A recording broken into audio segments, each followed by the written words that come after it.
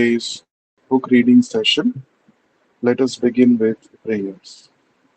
Nama Om Vishnu Padaya Krishna Presthaya Bhutale Srimate Bhakti Vedanta Swamin Niti Namine Namaste Saraswate Deve Gauravani Pracharine Nirvishesha Shunyavadi Paschatya Deshatarine जय श्री कृष्ण चैतन्य प्रभु नित्यानंद श्री अद्वैत गदाधरा श्रीवासादि गौर भक्त वृंद हरे Krishna Krishna Krishna Hare Hare Hare Ram Ram Ram Hare Hare. Reading from the book A Second Chance, the story of a near death experience by His Divine Grace Vishwaguru Abhay Charanaраvinda Bhakti Vedanta Swami Srila Prabhupada. Chapter 14, Betrayed by Leaders. Please hear to the chapter carefully. Towards the end, we will be having an interactive quiz. Shukadev Goswami said, "My dear king, the servants of Lord Vishnu are always very expert in logic and argument. After hearing the statements of the Yamadutas, the Vishnudutas replied as follows: Alas, how painful it is that irreligion is being introduced into an assembly where religion should be maintained. Indeed, those in charge of maintaining religious principles are needlessly punishing a sinless, unpunishable person. A king or government official should be so well qualified that he acts as a father, maintainer, and protector of the citizens because of affection and love. He should give the citizens good advice and instructions according to the standard scriptures and should be equal to everyone. Yamaraj does this, for he is the supreme master of justice, and so do thee, and so do those who follow in his footsteps.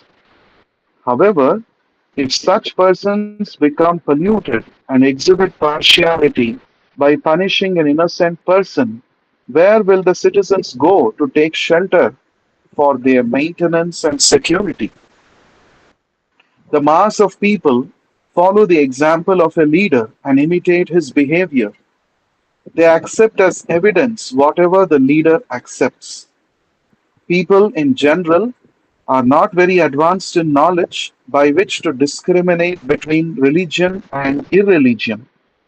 The innocent, unenlightened citizen is like an ignorant animal sleeping in peace with its head on the lap of its master, faithfully believing in the master's protection.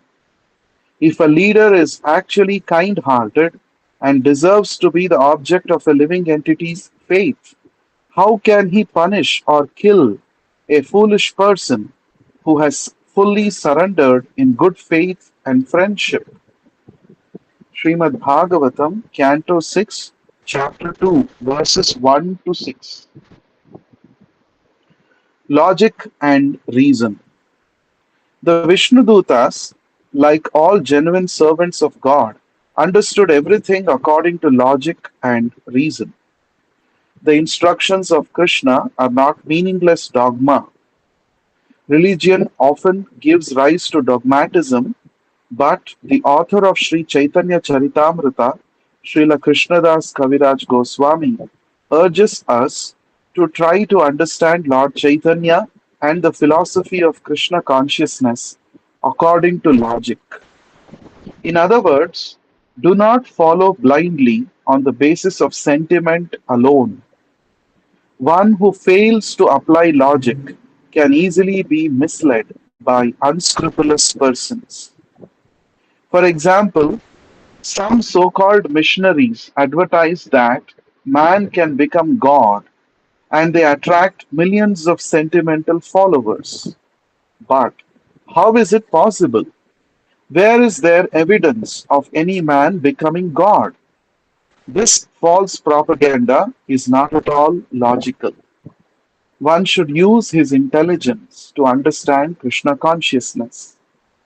However, once we have accepted the philosophy of Krishna consciousness and taken initiation from a bona fide spiritual master, we cannot argue with him. We cannot challenge. To do so would constitute an offense and a fall from spiritual principles. The duty of governments. The Vishnudutas accused the Yamadutas of violating religious principles by attempting to drag Ajamila to Yamaraj for punishment. Yamaraj is the officer appointed by the Supreme Personality of Godhead to judge religious and irreligious principles and to punish the sinful. However, if completely sinless people are punished, the entire assembly of Yamaraj is contaminated. This principle applies not only in the assembly of Yamaraj, but throughout human society. Upholding religious principles is the duty of the king or government. Unfortunately, in the present age, Kali Yuga, people have lost their intelligence, so they cannot differentiate between dharma and adharma, religion and irreligion. The courts do not know whom to punish and whom not. For example, out of compassion for all the fallen souls, Vaishnavas go out to preach the principles of Krishna consciousness, but unfortunately, because of the influence of Kali Yuga, even though these Vaishnavas have dedicated their lives to preaching the glories of the Lord, they are sometimes harassed and punished by courts on false charges of disturbing the peace. This age, Kali Yuga, is very bad. We can only take shelter of Krishna and always chant Hare Krishna, Krishna Krishna, Hare Hare, Hare Rama, Rama Rama, Hare Hare. The Vishnudutas chastised the Yamadutas for violating the principles of justice. Such corruption of the judicial system is very prominent in Kali Yuga. The judicial system is meant to provide for execution of justice, yet false witnesses and bribery make it difficult. With money, almost anyone can get a favorable judgment in court. If the justice system is corrupt, life becomes extremely troublesome. The government is supposed to offer the citizens protection as parents do for their children. A small child is completely dependent on his father and mother, thinking with full faith, my father is here, my mother is here, I am safe. But if the father and mother are corrupt, where is the protection for the child? Similarly, if the whole government is corrupt, where is the protection for the citizens? Whatever the heads of society do, people generally follow. The government or king is like a father to the citizens. A father will never tolerate the killing or injuring of his children. He will give up his own life trying to attack the person threatening his children. Yet today, crime is rampant. The government spends billions of dollars, but the citizens have no security in their lives. The government is answerable to the citizens because it must protect and provide for them. If the government is incapable or corrupt, then what is the position of the citizens? The king, or in modern times the government, should act as the guardian of the citizens by teaching them the proper goal of life. The human form of life is especially meant for attaining self realization, realization of one's relationship with the Supreme Personality of Godhead. The duty of the government, therefore, is to take charge of training all the citizens in such a way that they will gradually be elevated to the spiritual platform and realize their relationship with God.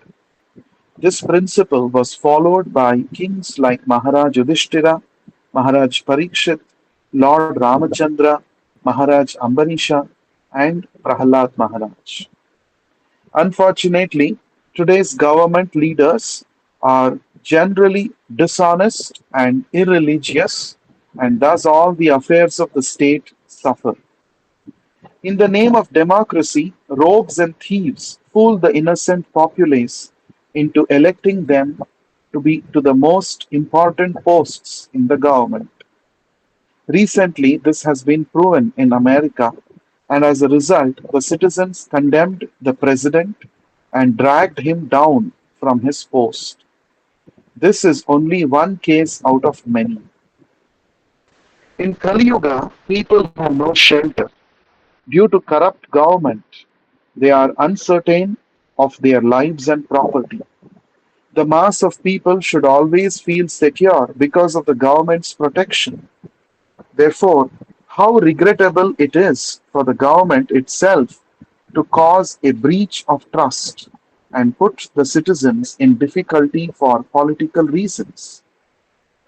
We saw during the partition days in India that although Hindus and Muslims had been living together peacefully, manipulation by politicians suddenly aroused feelings of hatred between them, and thus the Hindus and Muslims killed one another over politics. This is a sign of Kali Yuga. Another symptom of Kali Yuga is the abominable practice of animal slaughter. In this age, animals are kept nicely sheltered, completely confident that their masters will protect them, but unfortunately, as soon as the animals are fat, they are immediately sent for slaughter.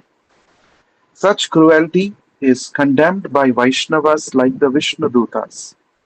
Indeed, hellish conditions of extreme suffering await the sinful men responsible for such cruelty.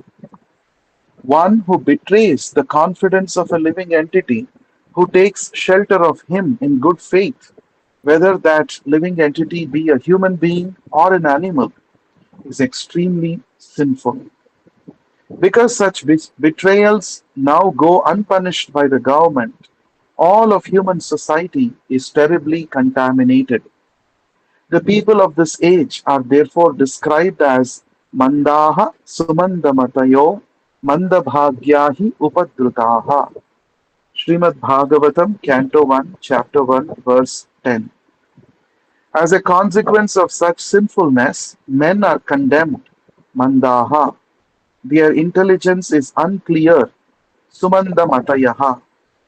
They are unfortunate. Mandabhagyaha. And therefore they are always disturbed by many problems. Upadrutaha. This is their situation in this life, and after death they are punished in hellish conditions. Although Ajamila was not punishable, the Yamadutas were insisting on taking him away to Yamaraja for punishment. This was adharma, contrary to religious principles. The Vishnudutas feared that if such irreligious acts were allowed, the management of human society would be spoiled. In modern times, the Krishna consciousness movement is trying to introduce the right principles of management for human society, but unfortunately, the governments of Kali Yuga do not properly support the Hare Krishna movement because they do not appreciate its valuable service. The Hare Krishna movement is the right movement for ameliorating the fallen condition of human society, and therefore governments and public leaders in every part of the world should support this movement to completely rectify humanity's sinful condition. Thus ends chapter 14, entitled Betrayed by Leaders, of the book A Second Chance, the story of a near death experience by Vishwaguru Srila Prabhupada. So now we have all heard this chapter. We shall be having an interactive quiz. The quiz will be multiple choice questions. I will be reading out the questions and the four options. I request you to please hear them attentively and type the right answer A, B, C, or D in the chat window. So here's the first question. The Vishnudutas objected to the Yamadutas primarily because your options are A. Ajamila was wealthy.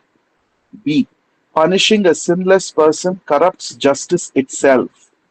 C. Yamaraja had no authority. Or D. The Yamadutas lacked power. Please type A, B, C, or D in the chat box. Okay. Chetna Mataji, Ratnadeep, Sharat Chandra Prabhu, Thomas, Girish, Sakshi Mataji, Director Krishna, Abhishek Kumar, all of you have given answer B. Yes, B is the right answer. Haribol. So Vishnu Dutas were objecting to the Yamadutas because they were punishing a sinless person. And punishing a sinless person corrupts the system of justice itself.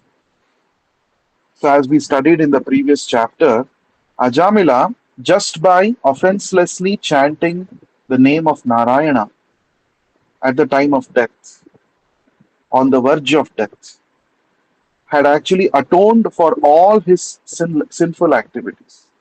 Therefore, now he deserved not punishment but a second chance.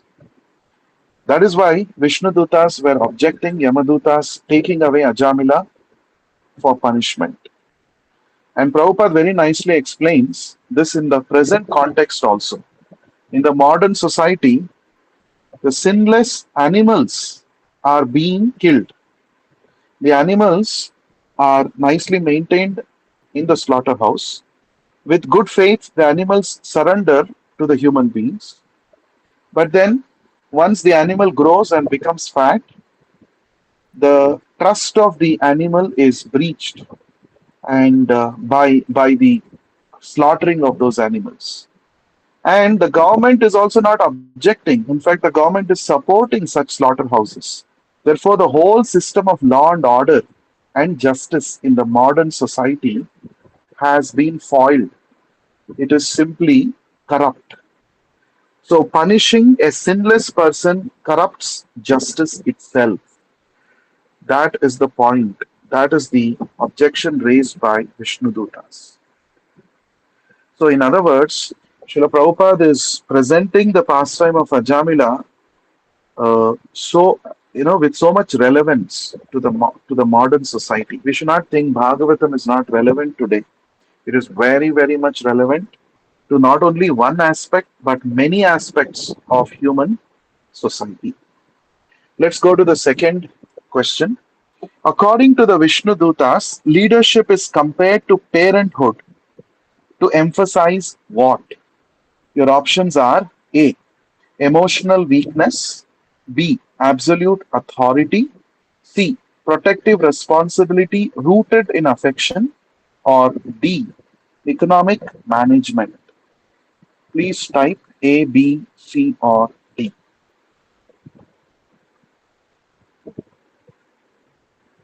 Yes, so again, everyone has given the right answer.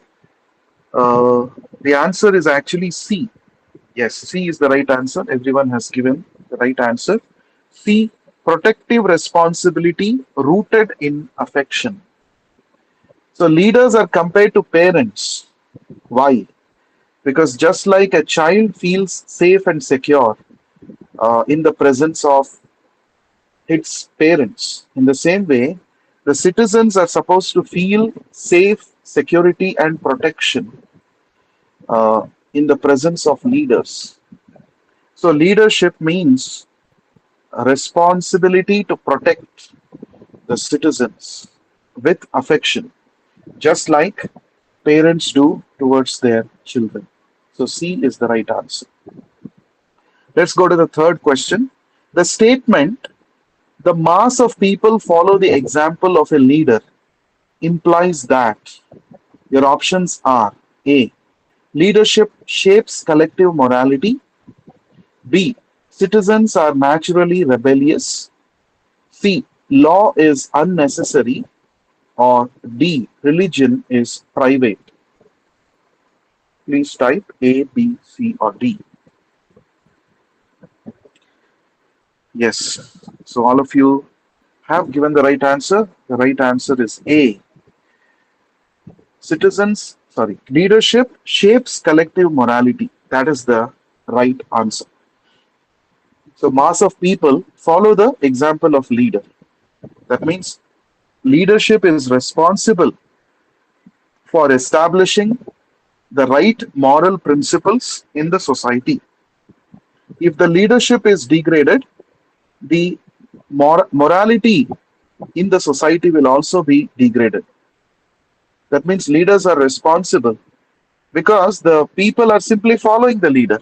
If the leader himself is immoral, or if the leader himself justifies immoral acts, that means the innocent public will also follow the same standards set by the leaders. So, therefore, leadership shapes collective morality. That is the right answer. Okay, question number 4. Why do the Vishnudutas insist on logic in spiritual understanding? Your options are A. To reject scriptures, B. To avoid sentimental blind following, C. To oppose devotion, or D. To replace faith.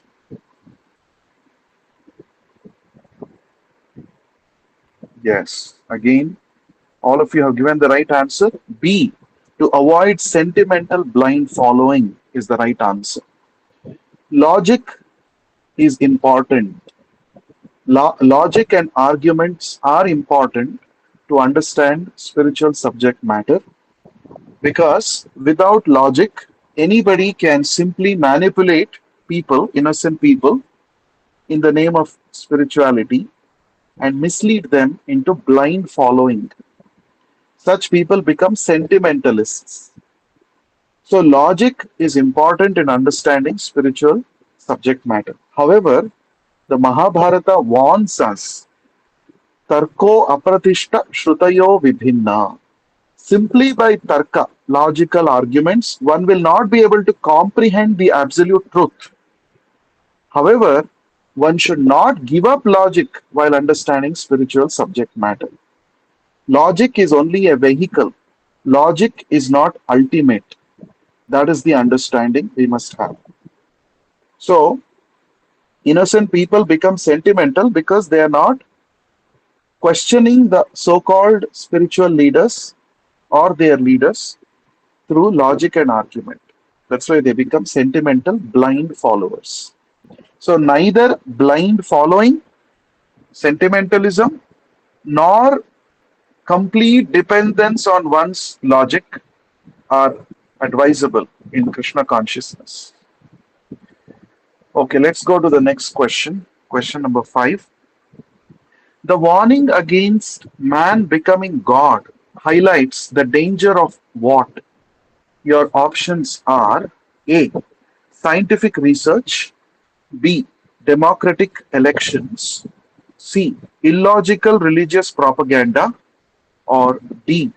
Scriptural debate. What is the right answer?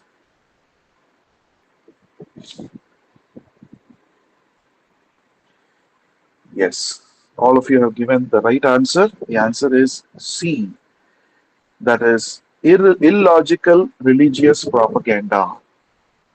So, when someone says man can become God, you come to me, I will teach you some mantra or some process of meditation by which you can become God. This is actually an example for illogical religious propaganda. It is not based on proper logic. Man can never become God. We have never seen a man become God. However, man can become godly by following the process of God consciousness or Krishna consciousness. Neither is this claim supported by the revealed scriptures. Therefore, it is simply an illogical religious propaganda to brainwash the innocent public and to gain a big number of followers.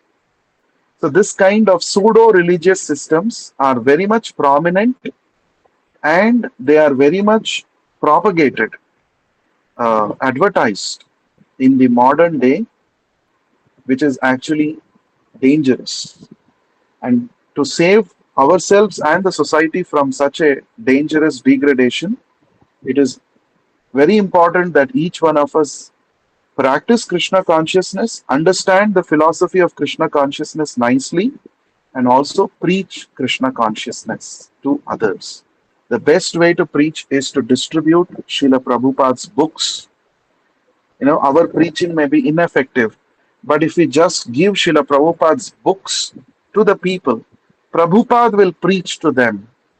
And Prabhupada is pure devotee. His words are very powerful, and by his empowered instructions, teachings, association, there is a lot of hope that people can be saved from this illogical religious propaganda of the so-called self-styled godmen in the modern society.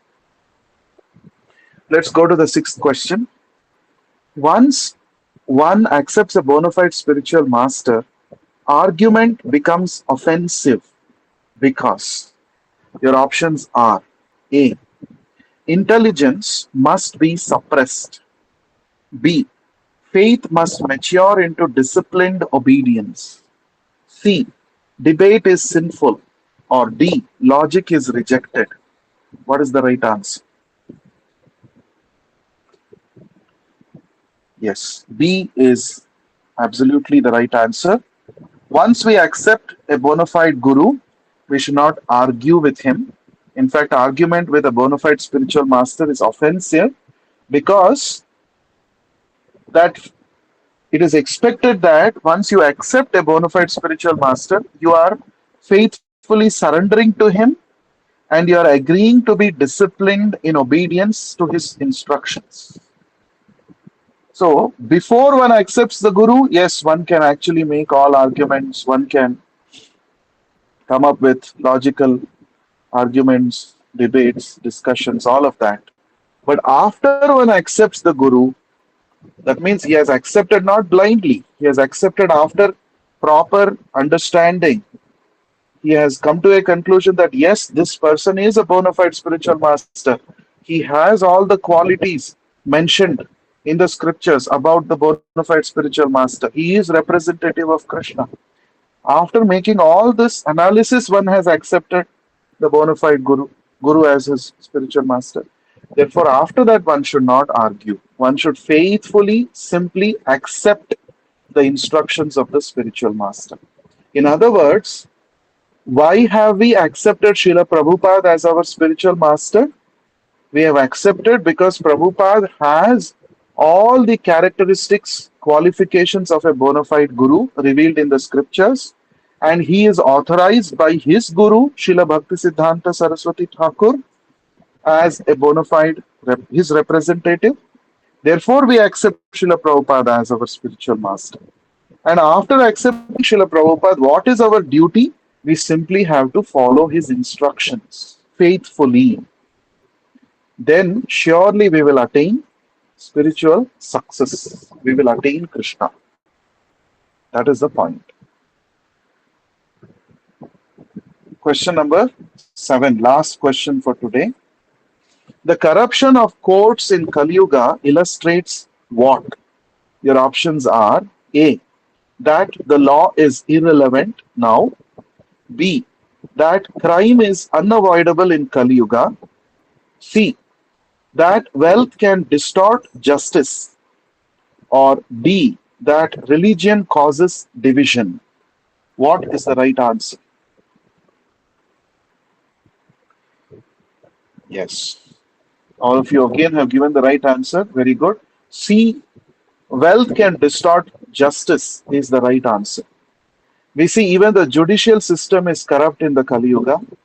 Many times even the judges, the chief justices have been accused and have been also proved to be involved in corruption.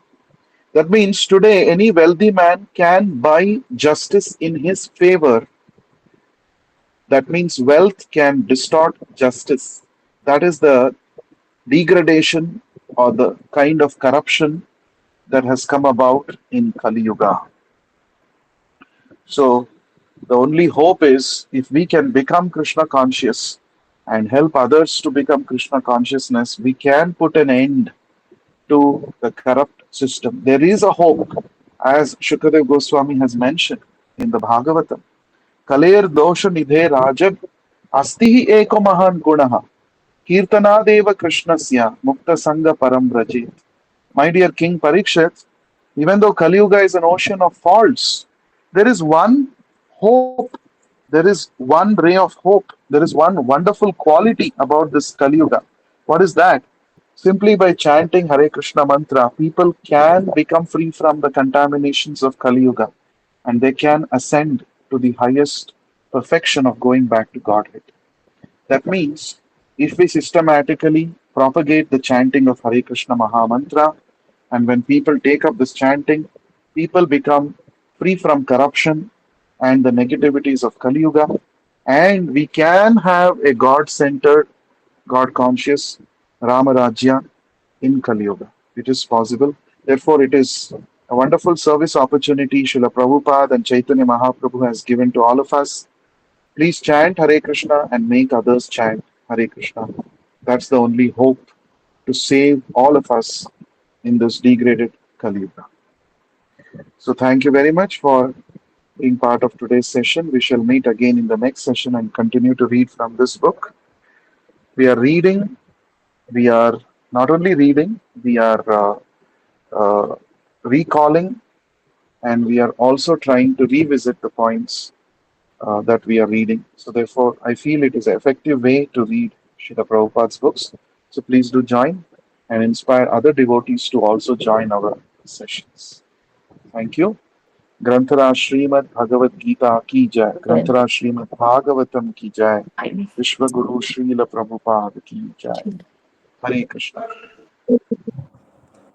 Hare Krishna.